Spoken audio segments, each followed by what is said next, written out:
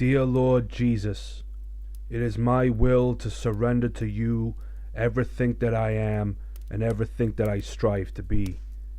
I open the deepest recesses of my heart and invite your Holy Spirit to dwell inside of me. Ezra eyes the fat man with poorly veiled disdain. Dried blood covers his face. It runs in streaks across his forehead and cheeks.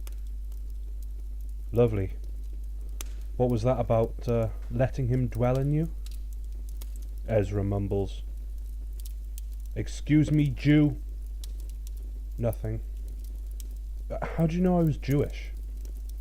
You're an accountant called Ezra Black, and I haven't seen your dick, but I'd say it's worth betting on the fact that it's slightly smaller than it should be.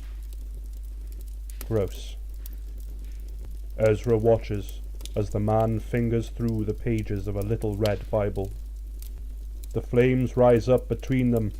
The old man looks like he rests in the flames, burning in a pyre of his own making.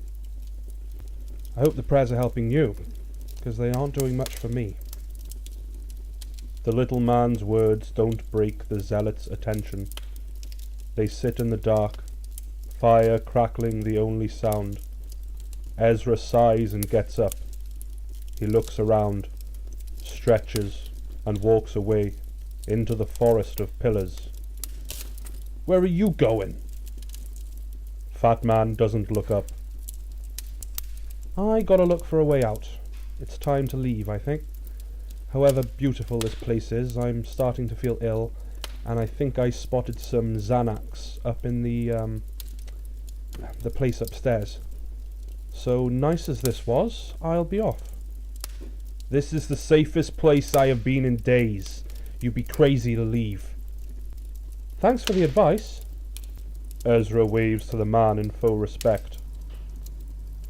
You're telling me you're not hungry? Ezra's stomach clenches and bubbles at the thought of food. His body aches with hunger. What have you got?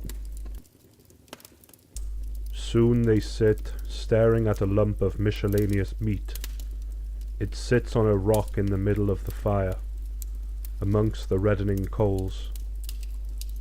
Fat spits, flames lick at the roasting flesh. Rich smoke fills their nostrils, with the promise of sustenance and relief. At the fireside, Ezra picks a wound on his forearm. His companion reads silently from his little red book, lips moving, eyes scanning across the pages. You really like that book, huh? I'm a big reader myself. A lot of Stephen King. Have you read The Stand, perchance? A small grin peaks Ezra's cheeks. His eyes dart to the fat man, who doesn't react. The earth rumbles slightly, making both men look up. Dust and paint flakes flutter in plumes from newly formed cracks. The rock face splits. Tiny fractures appear, running across the frescoes and renderings. You said we were safe in here.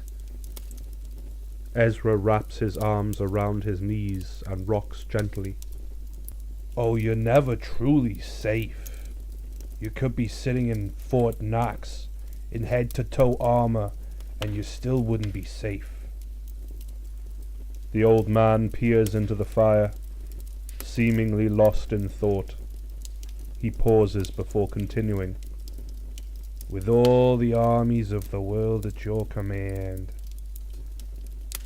Ezra studies the man's face, waiting for him to resume this strange diatribe. Quickly the Elster reaches into the fire and flips the lump of meat. He blows on his fingers to cool the burning sensation. Anyway, this place is thousands of years old. I doubt if it'll fall down today. The old man sits back, eyes still fixed on the flames, red Bible open but left unread. You're talking about, like, my immortal soul, right? A second ago, I mean. How it's not safe, or how I'm going to hell. Ha! Yeah, that's true. But not exactly what I was talking about. The old man grumbles. Then what?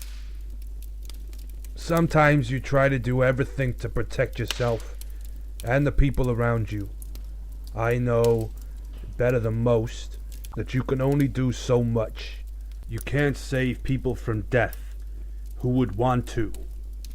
He pats at his pockets, searching for his long-absent cigarettes, then stops and sighs. I always thought it would be difficult to get over the knowledge that your family is burning in hell. Ezra says pointedly. If you believe in that sort of thing, of course. Which you do, right? Like, what if your wife isn't Christian? It would be hard knowing that she's going to burn. Or your mother, for instance. Imagine, what if your parents weren't righteous enough to get into heaven? They're now in some nightmarish realm forever, and there's nothing you can do about it. Isn't that distressing? For you? Ezra chatters away to the man, who pushes up his sleeves and starts to pick at another set of scabs on his elbow. Have you ever thought about that? Fat man leans back against the base of a statue. His mouth opens in exasperation. Well, my family are all religious, so we're pretty safe, I think. Fat man smiles faintly. If I'm speaking truthfully, though, yes, I have thought about it. Fire leaps up from their meat. The lump blackens faster than before. Both men jump to action. Fat man gets his hands into the fire first, plucking the meal and dumping it on a metal tin lid. And here we go! The eldster exclaims, pulling a knife from somewhere and pushing the blade down onto the meat. It falls into two pieces, one larger than the other. Fat man skewers the big piece for himself and lifts it to his face. God bless this meal, for only in times of dire circumstances do we truly appreciate what we are given. The eldster blows on the steaming flesh chunk.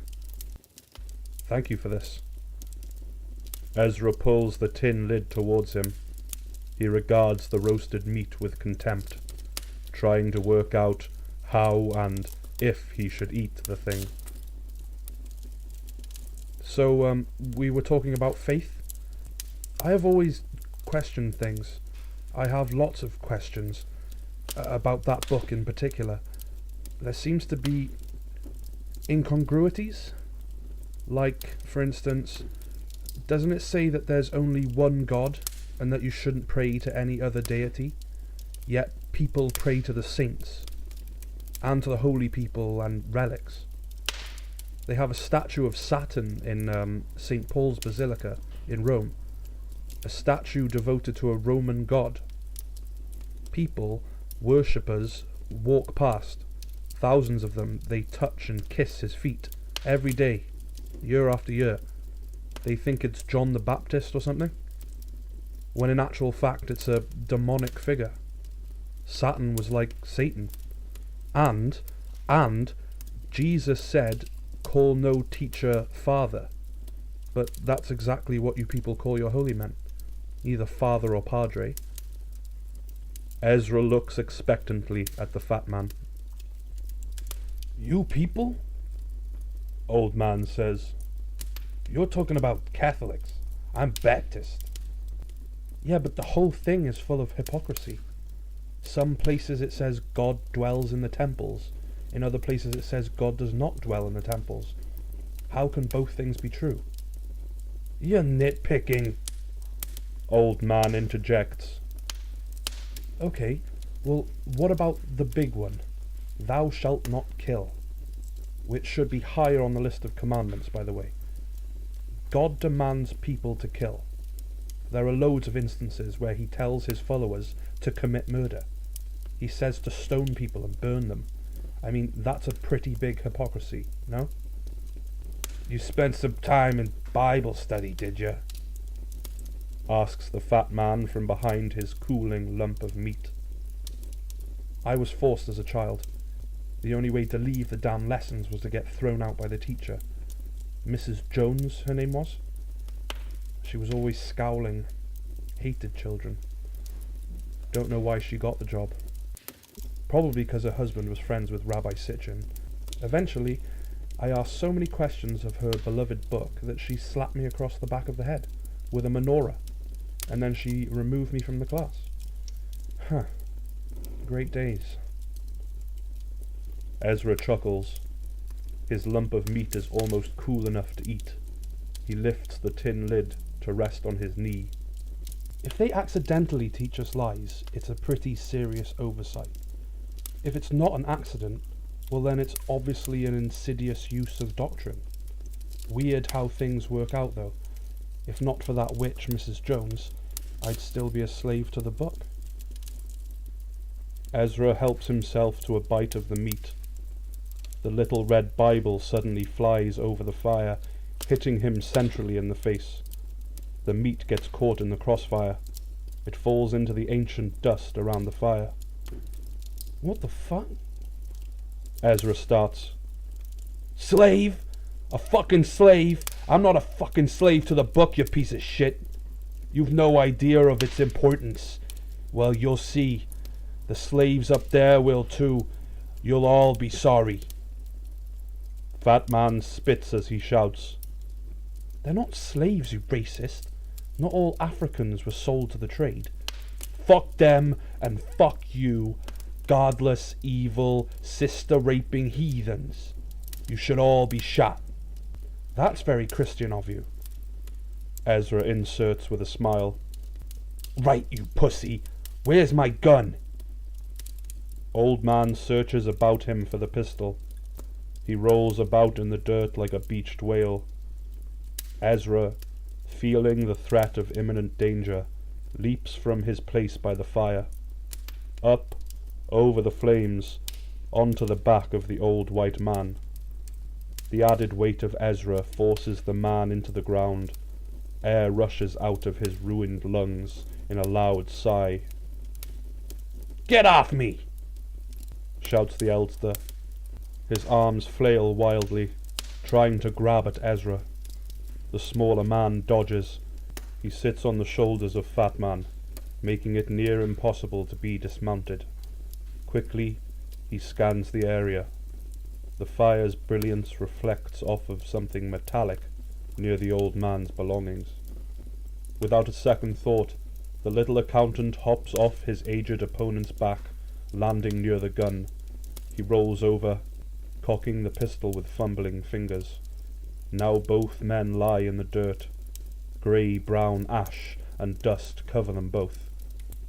Don't even flinch, yells Ezra. The Elster glares at him, his hatred not dampened by this sequence of events.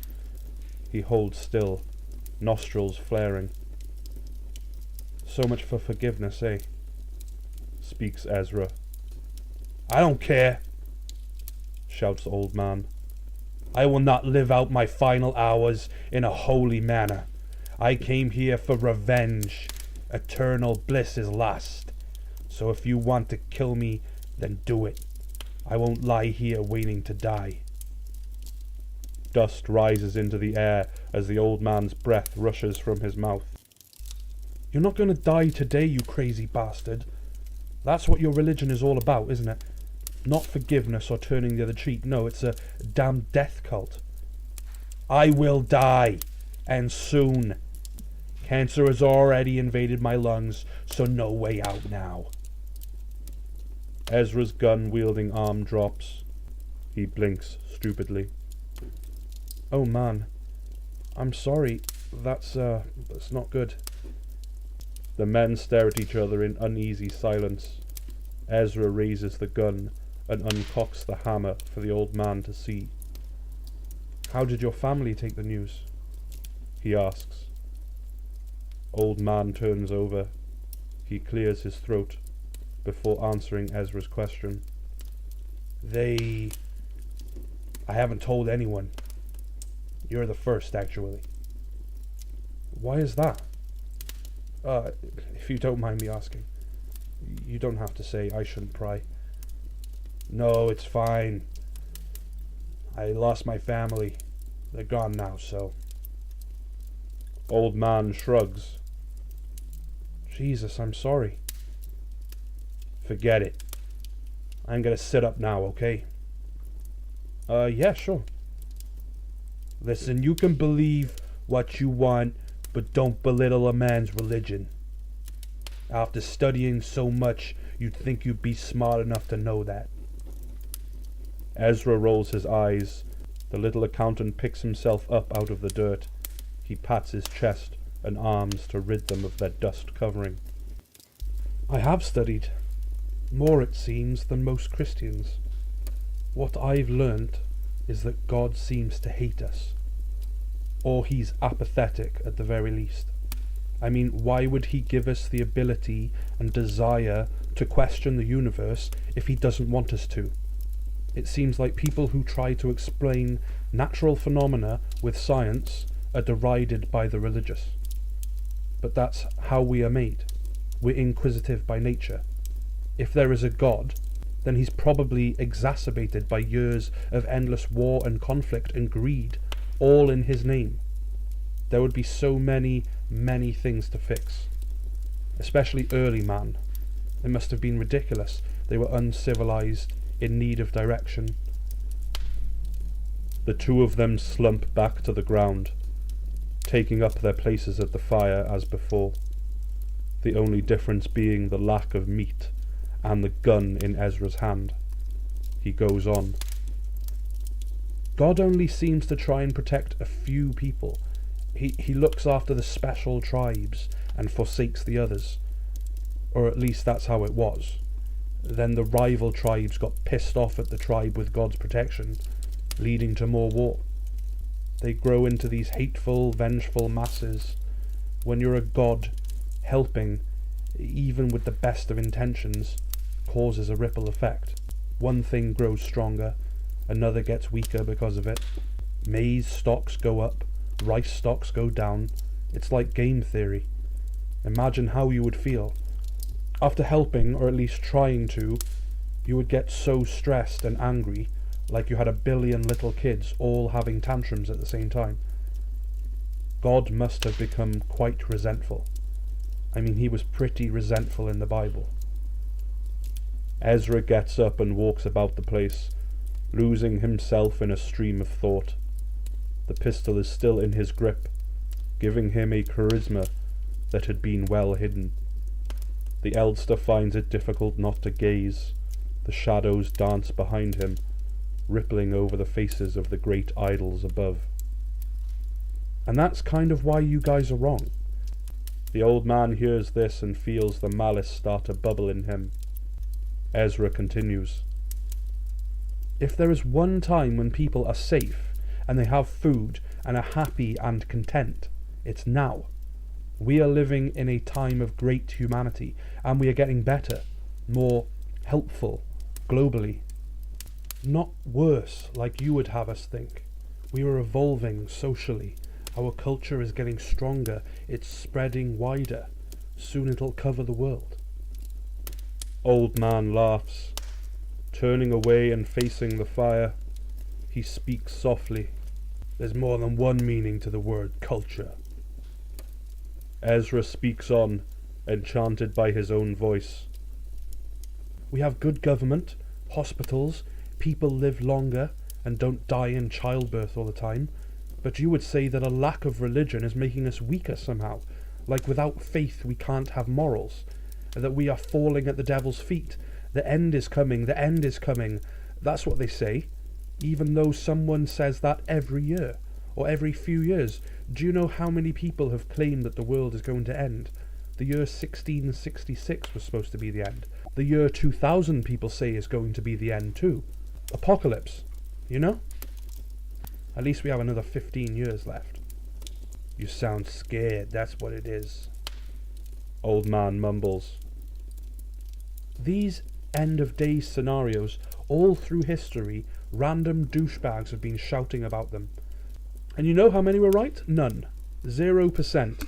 Each and every one was wrong, from religious crazies to guys like Nostradamus. Not a one was correct. What makes you any different? Ezra looks at the man. He expects an answer to his convoluted monologue. None is offered. The Elster's eyes linger on the fire. Well? Ezra demands. Oh, I can speak now? Thank you, thank you. Well, from what I've seen over the last 2 days, at least a few signs of doom and judgment day have occurred. The dead have risen, have they not? Ezra nods his head slowly, unsure of his answer's legitimacy. Okay, so the dead are risen, there are tectonic shifts in the earth, mountains moving and the like, would you agree? Okay, I see what you're saying, but have you felt the rumbling in the ground? The whole world shaken, man. I know you certainly have. Old man fires at Ezra. Yes, fine, I have. Thank you. Old man continues. Animals flee, running from impending danger. Most of them die. Piles of the dead lay as waste on the land. The land itself is sickly. Starvation is abundant. The rivers have changed color and become poisonous. Well, that's probably from all the mining. The locals have been involved in spiritualism and idol worship. There's been an increase in heretical activities. They attempt human sacrifice. Do you need more examples? Ezra looks stunned. The old man has laid revelations on him. Some are certainly true, which makes the other signs of impending doom seem much more acceptable. The shock and fear of the preceding days has not allowed the accountant to take full account of the situation. The dead have indeed risen. The land is dying and covered in rotting carcasses. He has seen the great peak of the valley shift from its moorings. He has first-hand knowledge of the strange and sickly world around him. Still, it is hard to accept that the end is drawing near.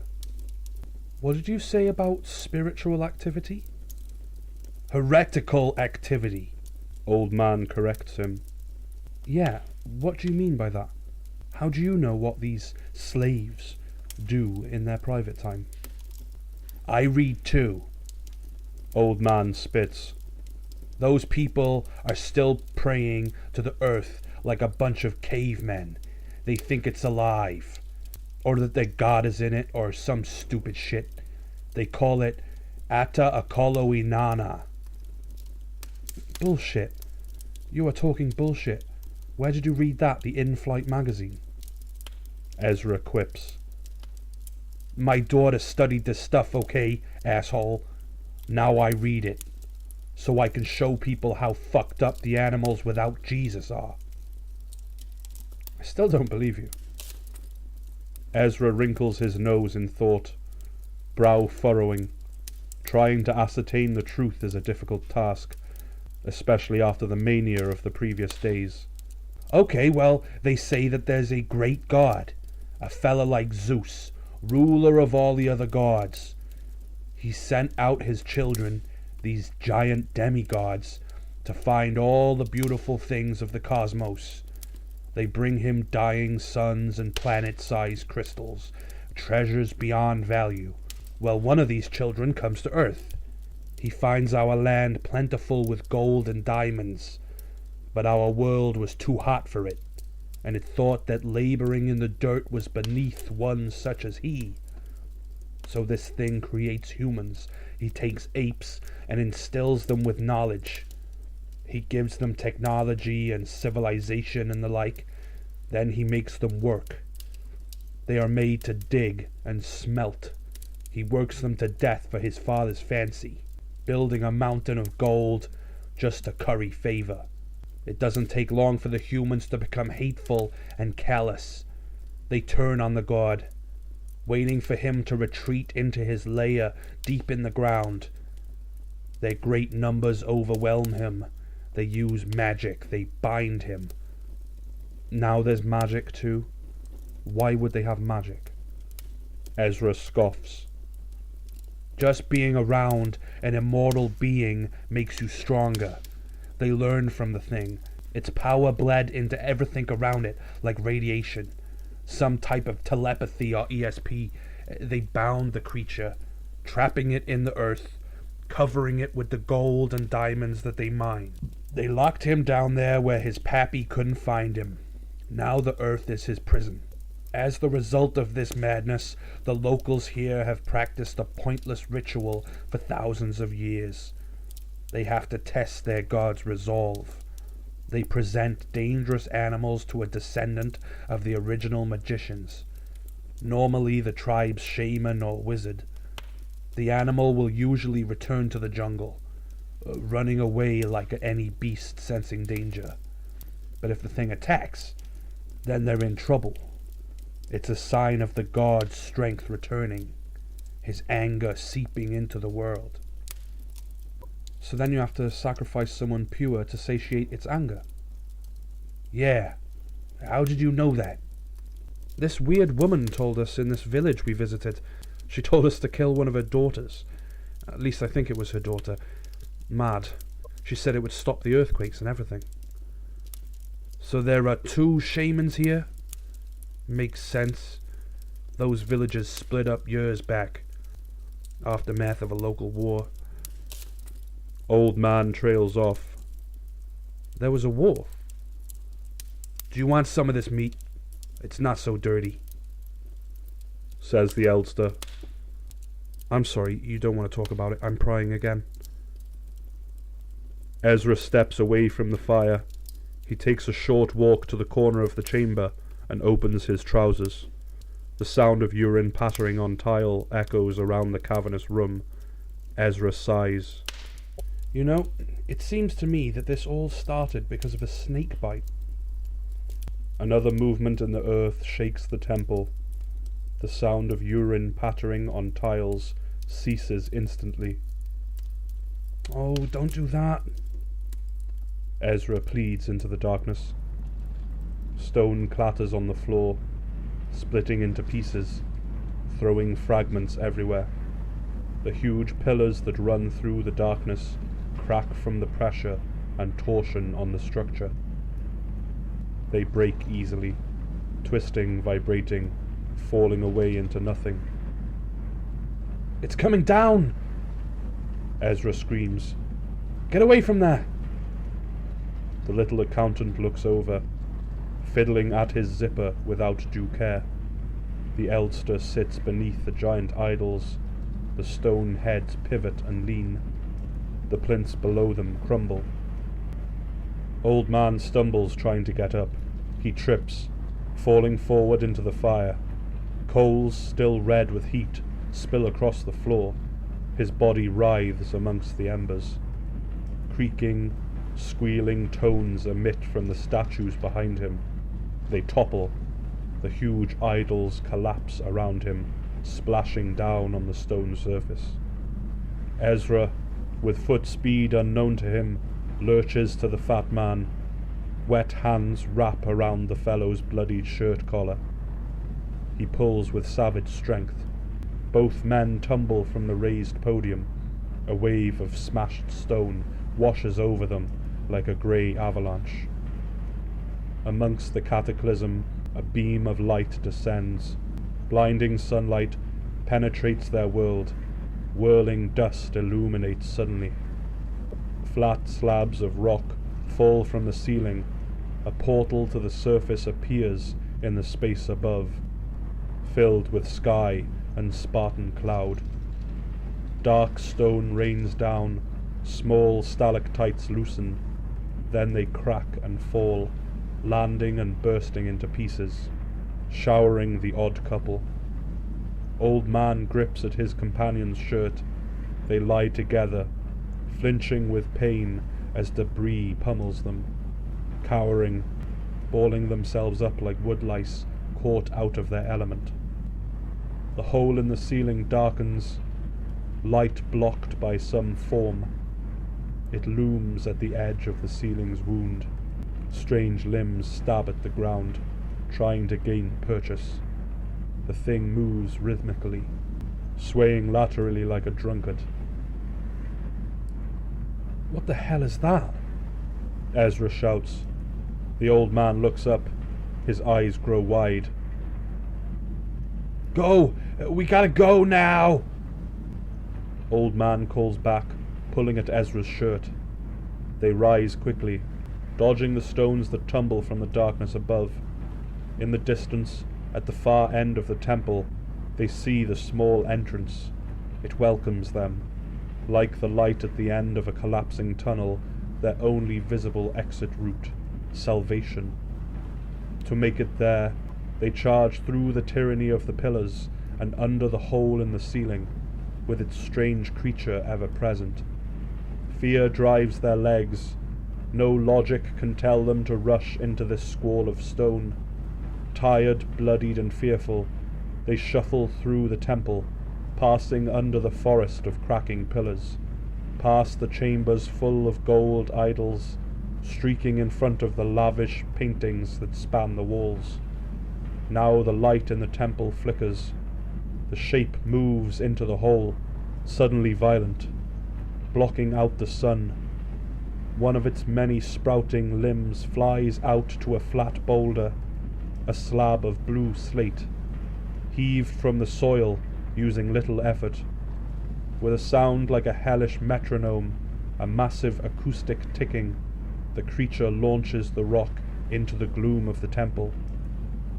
Ezra turns to spot the source of this strange sound and the cause of the dimming light. Movement draws his attention. Something speeds through the air toward him. He stops, transfixed with peril, like a panic-stricken rabbit, body frozen in position. Old man turns now too, realizing that his companion has stopped. He wields around. Aged eyes focus slowly as the sunlight reaches them. He wheels around. Aged eyes focus slowly as the sunlight reaches them. The slab of slate is just a furry, dark, rapidly growing shape to him. Move! Move! Ezra's words don't reach their intended target. They are never heard. The slab of dirty blue slate grazes the floor before him, inches from his feet, spinning wildly. Its huge velocity carries it on its path, into the soft, fleshy old man, who disappears under the thing, wiping away all sight of him. Instantly, a red cloud punctuates the air where he stood, the man's blood being forced from its vessels. Without slowing, the boulder tumbles on, striking the wall, finally coming to rest with a crimson stripe adorning it. Still frozen, the little accountant's gaze darts to the grisly scene left by the boulder. Blood, gnarled flesh, bare broken bone. He looks away, gagging at the sight, stomach convulsing in disgust. He hates it, this lump of meat. Yet his eyes cannot help but flick back to the scene, macabre centres of the brain coercing him, daring him to stare into the hateful human mess. More blood now, torn skin, and amongst it all, a single eye, laid bare on the tiles. He can't understand it, this piece of a person separated from the rest. But from amongst the carnage, he can definitely discern a lone eye, still attached to the carcass, the cord of optical nerve leading into the gaping wound that was the man's face. It pops before his eyes. The grimy innards of the thing spatter across the tiles from under the limb of the beast.